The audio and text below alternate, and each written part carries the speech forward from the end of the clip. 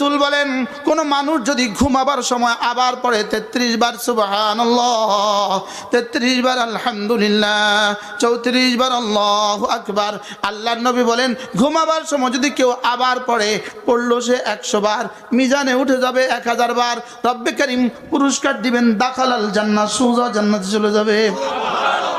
এখন প্রশ্ন, আজকের নামাজের পরেরটা যদি আগামীকালকে পড়লাম তাহলে হলো কিনা? আগামীকালেরটা তাহলে যাবে কোথায়? এজন্য এটা একবার যদি একদিন যদি ছুটে যায় জীবনে আর কখনো এর কাজা আর কাফারা সম্ভব না। কি বলছি বলেন? এক ওয়াজের কারণে যদি আজকেরটা ছুটে যায় জীবনে আর কখনো ফিরে আসবে না। জীবনে আর কখনো কি? দুটো ইবাদতের মধ্যে কোনো কাজা নাই। এক নাম্বার জিকিরের কোনো কাজা নাই, 2 নাম্বার পর্দার কোনো কাজা নাই, জিকিরের কোনো কাজা নাই। একবার যদি জিকির ছুটে যায় ওই জিকিরের জীবনে আর কখনো কাজা নাই।